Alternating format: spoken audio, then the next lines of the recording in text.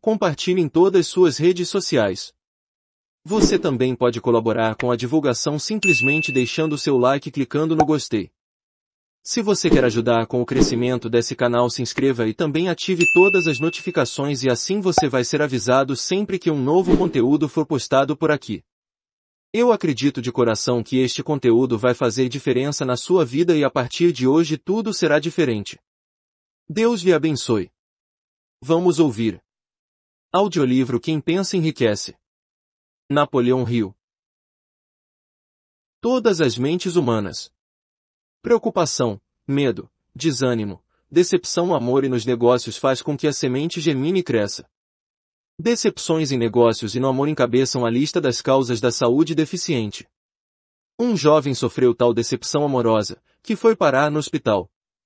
Ficou, durante meses, entre a vida e a morte. Chamaram um especialista em psicoterapia. Esse mudou as enfermeiras, mandando uma jovem encantadora, que começou, de acordo com o médico, a namorá-lo desde o primeiro dia em que entrou no emprego. 3 semanas depois, o paciente recebeu alta, sofrendo ainda, mas de doença bem diferente. Amava novamente. O remédio foi um embuste, mas paciente e enfermeira se casaram, mais tarde. 7 sintomas que demonstram medo de doença. 1. Autossugestão. Hábito do uso negativo da autossugestão, procurando e esperando encontrar sintomas de todas as espécies de doença, gozar de doença imaginária e falando dela como se fora real, hábito de tentar todas as modas e ismos. Ismos, recomendados por outros, como tendo valor terapêutico, falar com os outros sobre operações, acidentes e outras formas de doenças, experimentar dietas, exercícios físicos, sistemas de perder peso, sem orientação profissional, tentar remédios caseiros, remédios patenteados e remédios de charlatães. 2. Hipocondria. Hábito de falar em moléstias, concentrando a mente em doenças e esperando-lhes o aparecimento até haver um esgotamento nervoso. Nada que vem em frascos pode curar esse estado. É provocado por pensamentos negativos e somente pensamentos positivos poderão curá-lo. A hipocondria, termo médico para doenças imaginárias, é causadora de tanto dano, ocasionalmente, quanto a própria moléstia poderia causar. Muitos casos nervosos provêm de doenças imaginárias. 3. Indolência. O temor de saúde precária frequentemente interfere com os exercícios físicos corretos e produz excesso de peso, fazendo com que se evite a vida ao ar livre. 4. Suscetibilidade. Medo de má saúde quebra a resistência natural do organismo, criando condições favoráveis a qualquer forma de moléstia que se possa contrair. O medo de doenças está comumente relacionado ao medo da pobreza, especialmente no caso do hipocondríaco, que se preocupa sempre com a possibilidade de ter de pagar contas de médico, de hospital, etc. Esse tipo de pessoa perde muito tempo preparando-se para a doença, falando sobre morte, economizando dinheiro para lotes no cemitério e despesas de funeral, etc. 5. Mimar a si mesmo. Hábito de tentar despertar piedade, usando a doença imaginária como meio. Esse truque é muitas vezes empregado para evitar trabalho, hábito de fingir doença, para disfarçar a preguiça, ou como álibi para a falta de ambição. 6. Intemperança. Hábito do uso de álcool ou narcóticos, para eliminar dores, como a de cabeça, nevralgia, etc., em vez de eliminares a causa. 7. Preocupação.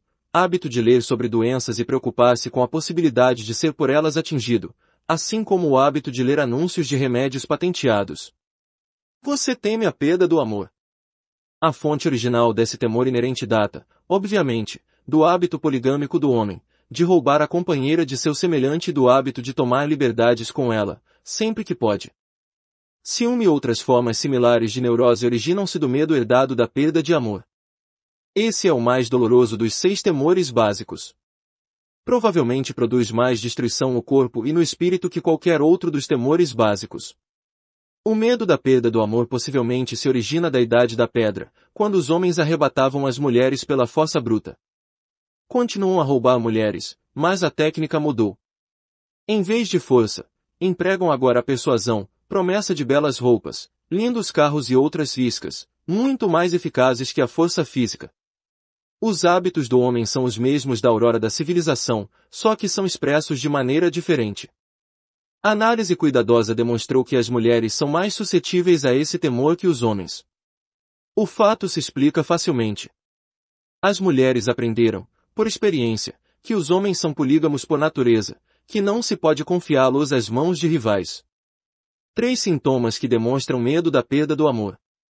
1. Ciúme, hábito de suspeitar de amigos e de criaturas amadas, sem qualquer prova razoável, sem motivo suficiente, hábito de acusar a esposa ou o marido de infidelidade, sem motivo, suspeita geral, de todos, sem fé absoluta em ninguém.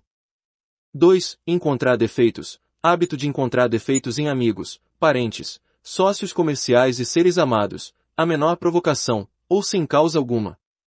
3. Jogo, hábito de jogar, furtar, enganar e aproveitando outras oportunidades perigosas para conseguir dinheiro para os seres amados, com a crença de que o amor pode ser comprado, hábito de gastar além dos meios ou incorrer em dívidas para dar presentes a quem se ama, com o intuito de causar impressão favorável, insônia, nervosismo, falta de persistência, fraqueza de vontade, falta de autocontrole, falta de confiança em si mesmo, mau gênio. Você teme a velhice. De modo geral, esse temor provém de 2 fontes. Em primeiro lugar está o pensamento de que a velhice pode trazer pobreza. Em segundo lugar, e muito mais comum, de ensinamentos falsos e cruéis do passado, muito bem misturados com fogo e enxofre e outras superstições, astutamente planejadas para escravizar o homem pelo medo. No temor básico da velhice, o homem tem 2 razões sólidas para apreensão, uma nascida da desconfiança em relação a seus semelhantes que poderão se apossar de todos os bens terrenos que possui, outra originada dos quadros terríveis que seu espírito guarda do mundo do além. A possibilidade de doença, mais comum na velhice, também é causa que contribui ao temor da idade provecta. Erotismo também contribui para o medo da velhice, pois ninguém se alegra com a ideia da diminuição da atração sexual.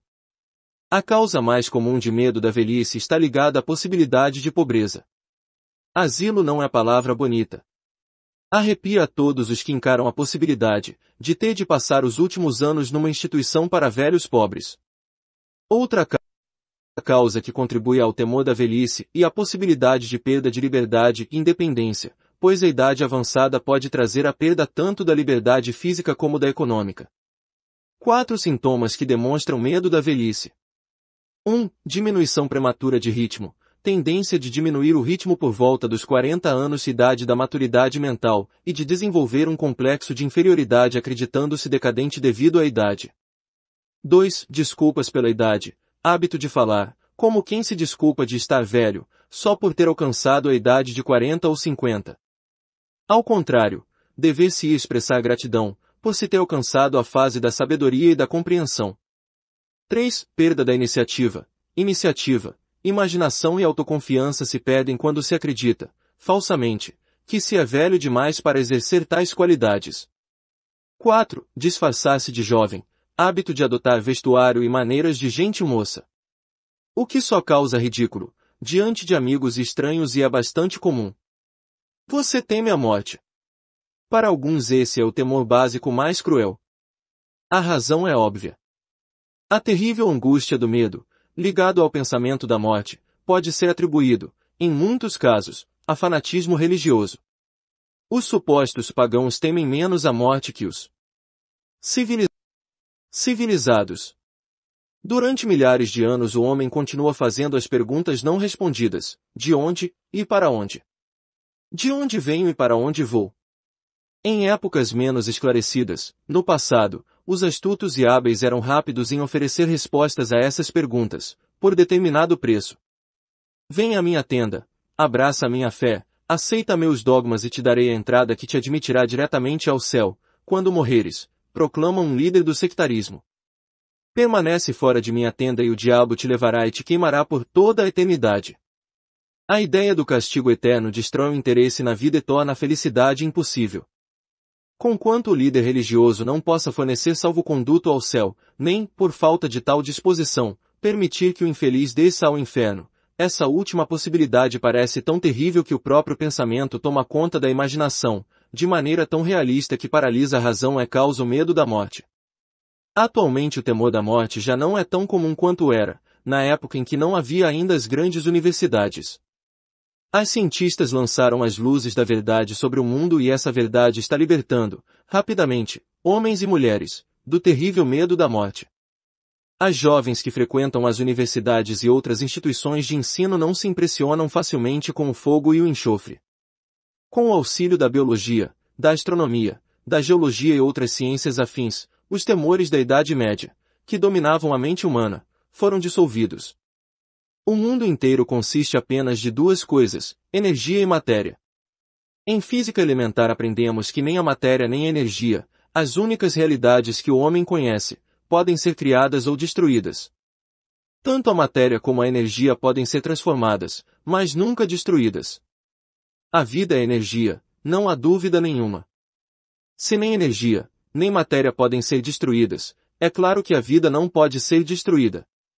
Como outras formas de energia, pode passar por vários processos de transição ou transformação, mas não pode ser destruída. A morte é mera transição. Se a morte não for mera transformação ou transição, então nada mais vem depois dela senão um sono longo, eterno, tranquilo e o sono não deve ser temido. Assim, você poderá eliminar, para sempre, o medo da morte. 3 sintomas que demonstram medo da morte. 1. Pensar em morrer. Hábito que prevalece entre os idosos, embora os mais jovens se preocupem muitas vezes com a morte em vez de aproveitar a vida ao máximo. Isso se deve, frequentemente à falta de propósito ou à inabilidade de encontrar talvez graças à falta de propósito uma profissão adequada. O maior remédio para o medo da morte é o desejo ardente de realização, baseado em serviços úteis aos outros. A pessoa ocupada não pensa em morrer. 2. Associação com o medo da pobreza. Pode-se temer o assalto da pobreza na própria vida ou que a morte cause pobreza aos seres amados. 3. Associação com doença ou desequilíbrio. Doença física pode levar à depressão mental. Decepção no amor, fanatismo religioso, estado grave de neurose ou insanidade mesmo são também causas do medo da morte. Preocupação é medo.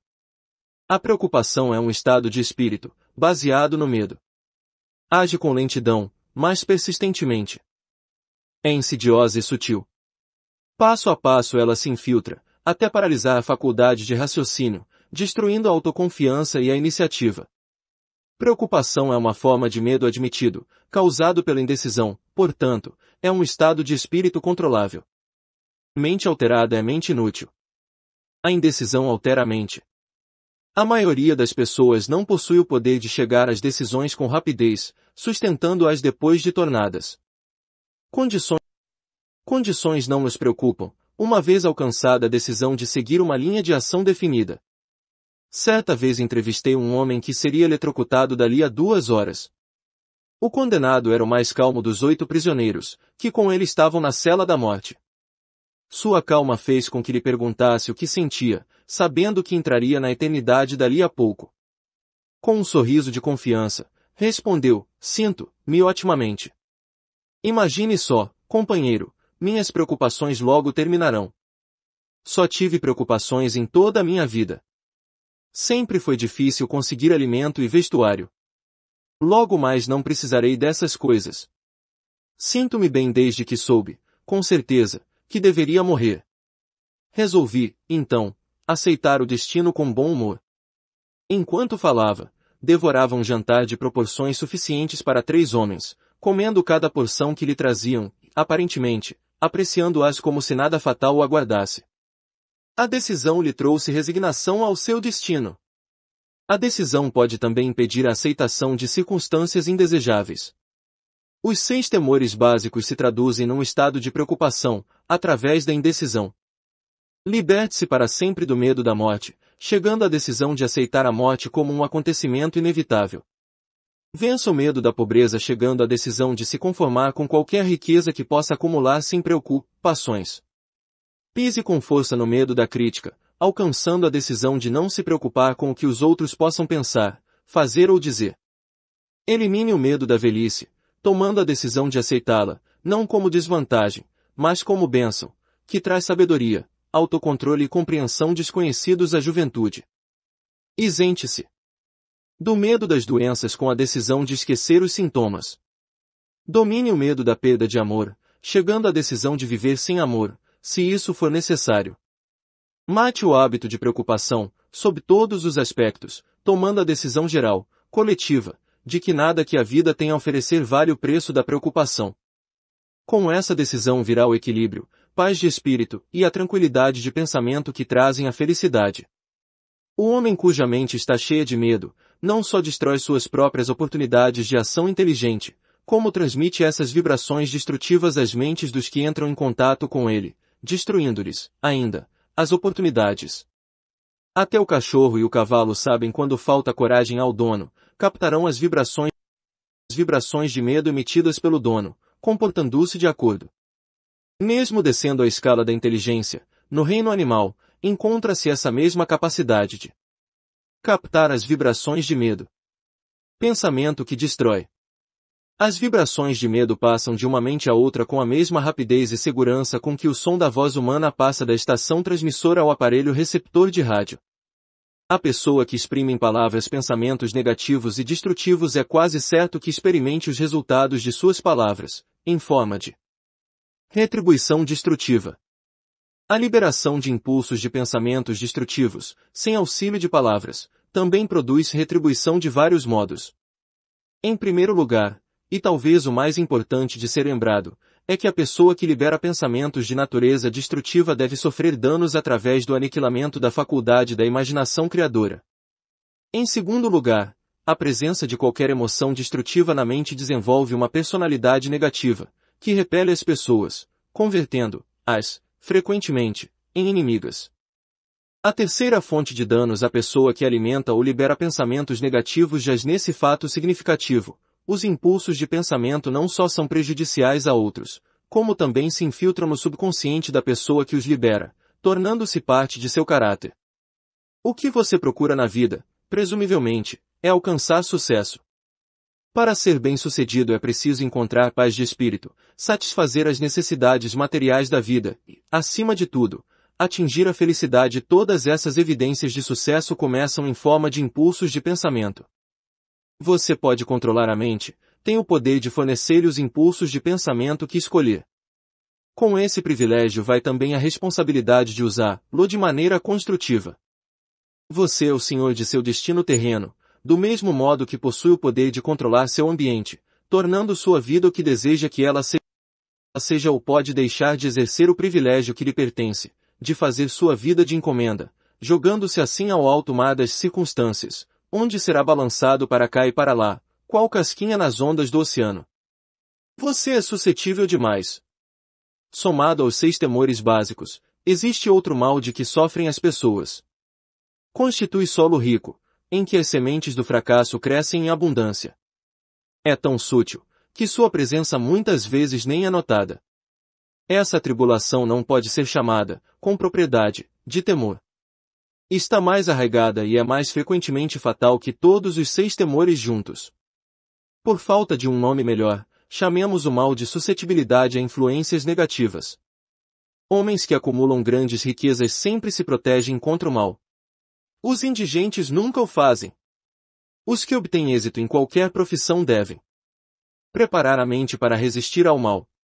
Se você está estudando esta filosofia com o intuito de acumular riquezas, examine-se com cuidado, para determinar se é suscetível a influências negativas. Se negligenciar essa autoanálise, perderá o direito de alcançar o objeto de seus desejos. Faça uma análise perscrutadora.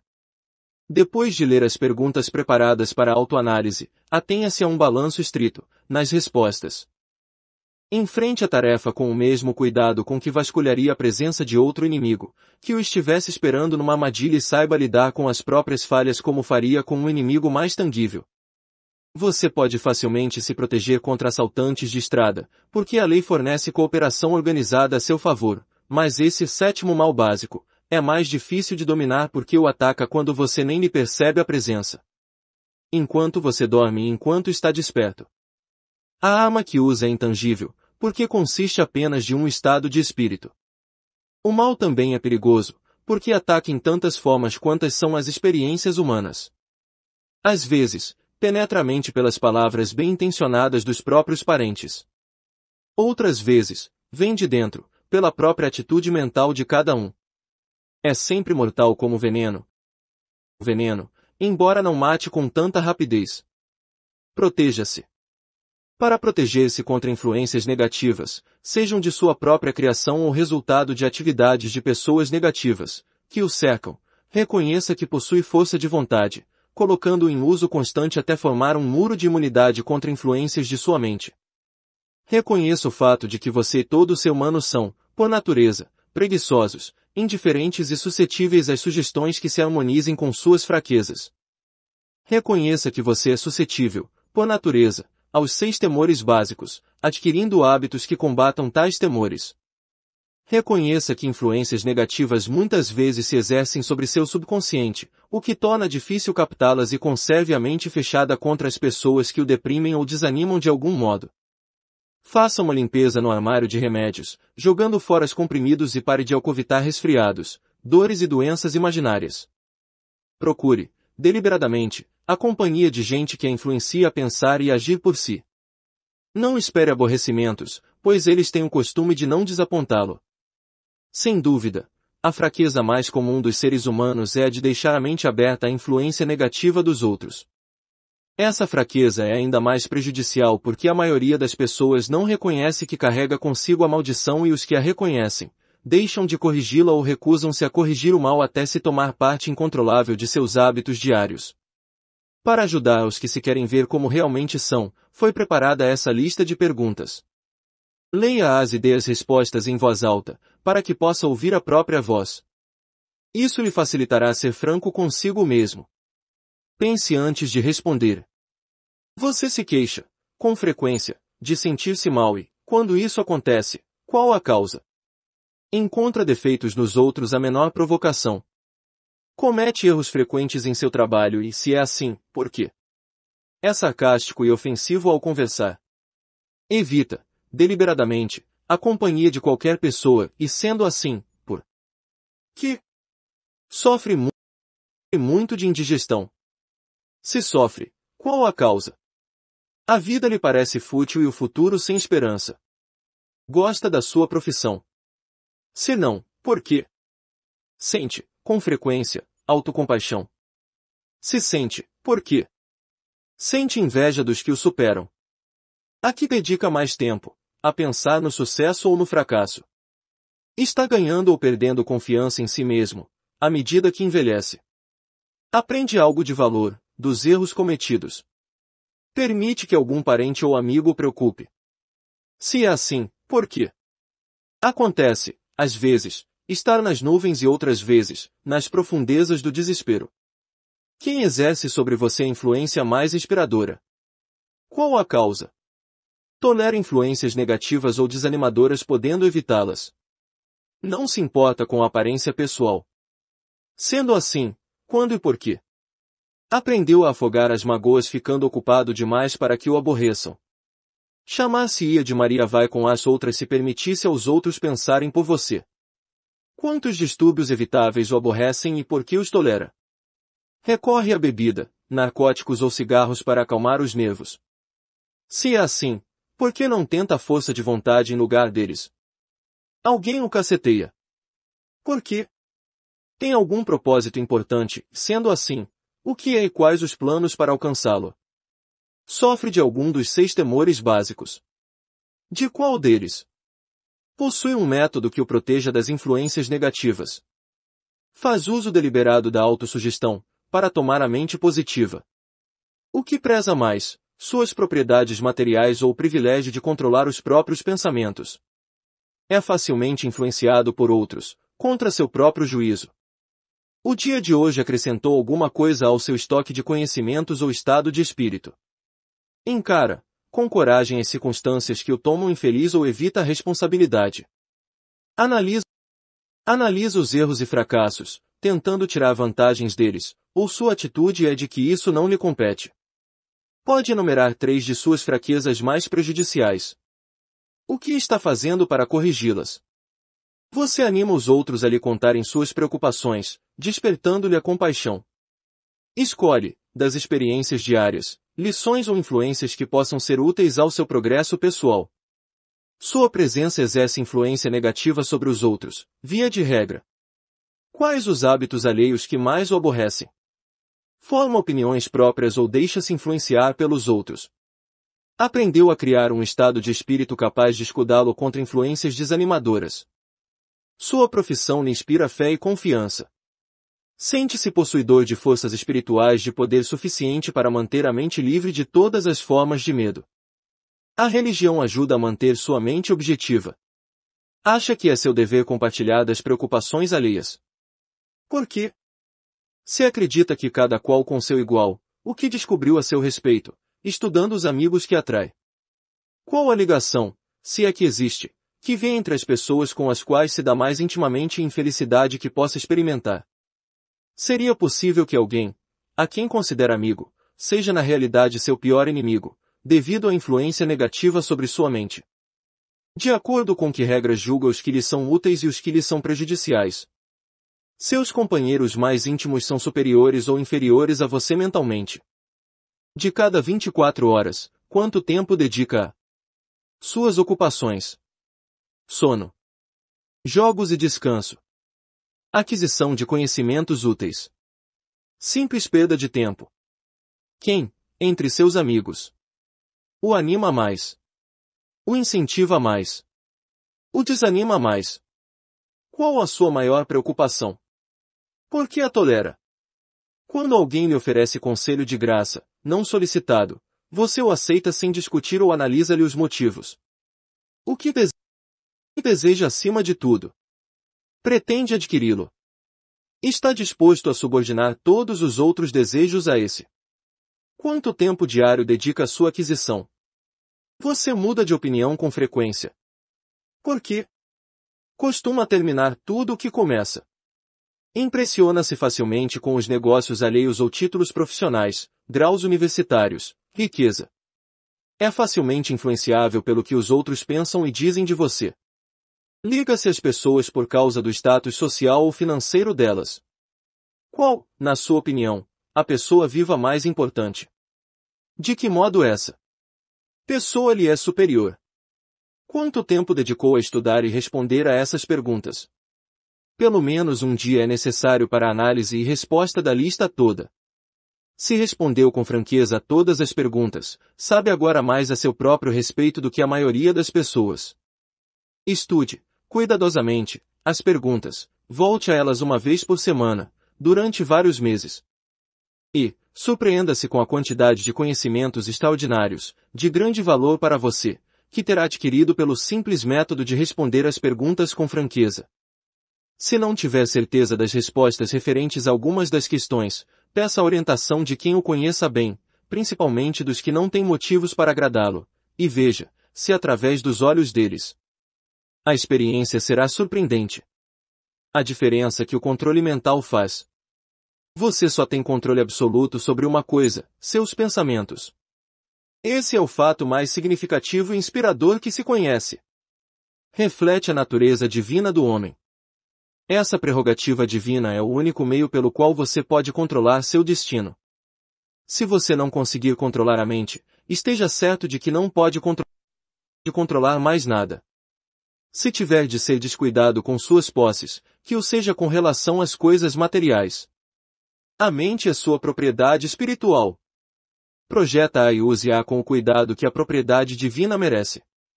Para isso lhe foi dada a força de vontade.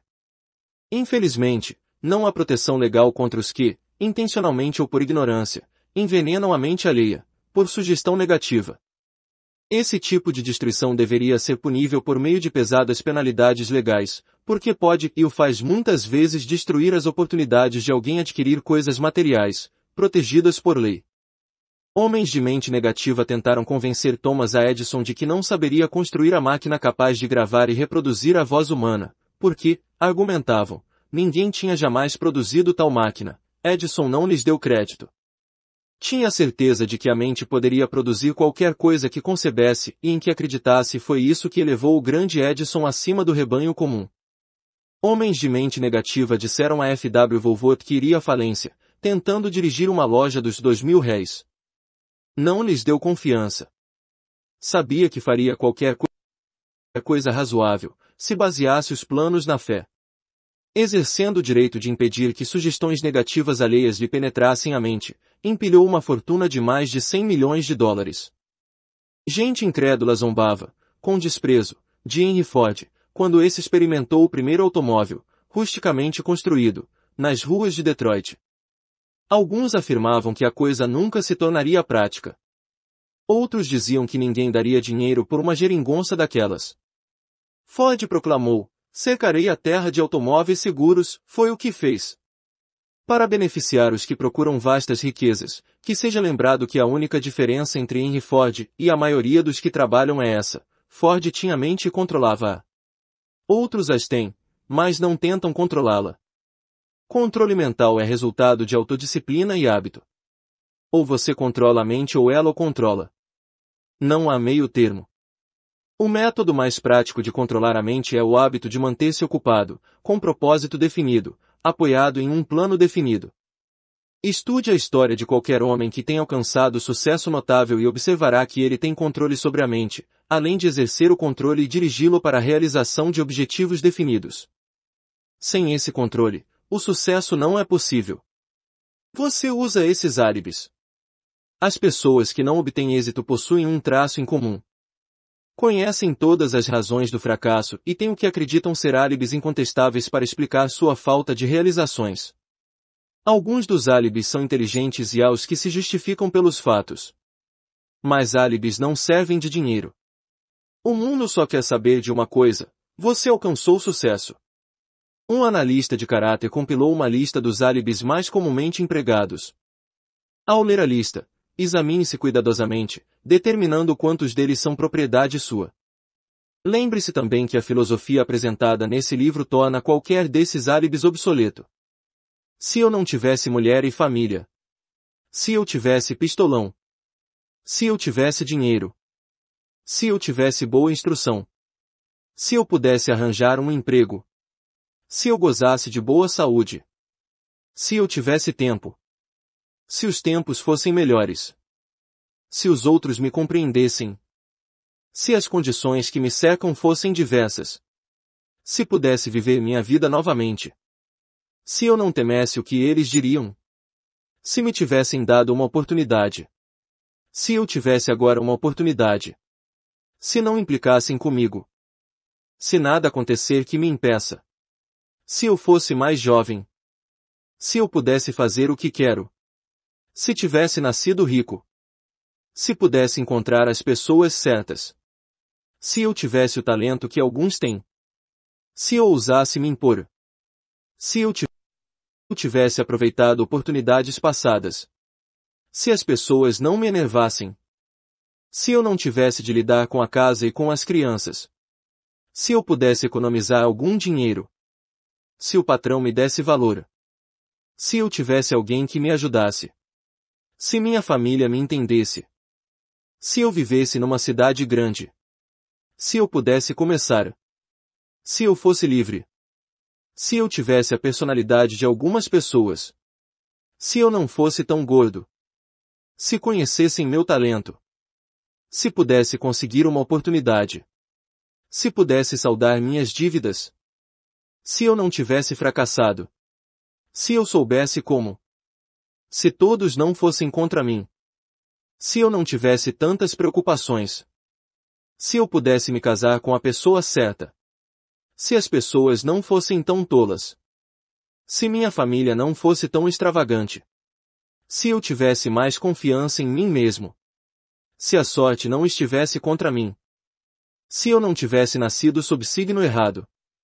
Se não fosse verdade que o que tem de ser, será.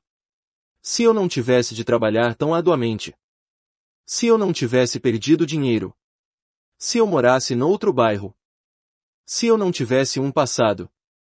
Se eu tivesse um negócio só meu. Se os outros me ouvissem. Se esse é o maior de todos, e se eu tivesse a coragem de me ver como sou realmente, descobriria o que há de errado comigo e me corrigiria. Poderia então ter oportunidade de lucrar com meus erros e aprender algo da experiência alheia, pois sei que há algo errado comigo, senão estaria agora onde estaria se tivesse passado mais tempo analisando minhas fraquezas e menos tempo criando álibis para encobri-las. O hábito fatal ao sucesso. Criar álibis para explicar o fracasso é passatempo nacional. O hábito é antigo como a raça humana e é fatal ao sucesso. Por que é que as pessoas se agarram aos álibis favoritos? A resposta é óbvia. Defendem os álibis porque os criam. O álibi do homem é fruto de sua imaginação. É da natureza humana defender o filho cerebral. Criar álibis é hábito profundamente arraigado. É difícil romper hábitos, especialmente quando são uma justificativa de algo que fazemos. Platão pensava nessa verdade, ao dizer, a primeira e melhor vitória é conquistar a si mesmo. Ser conquistado por si mesmo é a mais vergonhosa e vil das coisas. Outro filósofo tinha o mesmo pensamento em mente, ao afirmar, foi para mim grande surpresa descobrir que toda a lealdade que via nos outros, não passava de reflexo de minha própria natureza. É sempre um mistério para mim, disse Albert Hubbard, porque as pessoas passam tanto tempo se iludindo, deliberadamente, criando álibis para encobrir suas fraquezas. Se fosse usado de maneira diferente esse mesmo tempo seria suficiente para curar a fraqueza, de modo que então não seriam necessários álibis. Encerrando, quero lembrar-lhe que, a vida é um tabuleiro de xadrez e o jogador à sua frente é o tempo. Se você hesitar na jogada ou deixar de jogar com rapidez, suas peças serão eliminadas até lá. Você está jogando contra um parceiro que não tolera indecisão. Antigamente você poderia ter uma desculpa lógica por não ter forçado a vida a lhe dar o que queria, mas esse hábito é agora obsoleto, porque você está de posse da chave mestra que abre a porta da vida a riquezas fartas. A chave mestra é intangível, mas poderosa. É o privilégio de criar, em sua mente, um desejo ardente por uma espécie definida de riquezas. Não há penalidade imposta pelo uso da chave, mas há um preço a pagar se não a usar. O preço é o fracasso. Há um prêmio de proporções estupendas se puser a chave em uso. É a satisfação que atinge aos que conquistam a si mesmos e forçam a vida a pagar a que lhe pedem. O prêmio vale seu esforço. Você vai começar e se convencer. Se tivermos afinidade, disse o imortal Emerson, encontrar-nos-emos, ao terminar, lanço mão do seu pensamento para dizer, se temos afinidade, então já nos encontramos, através dessas páginas.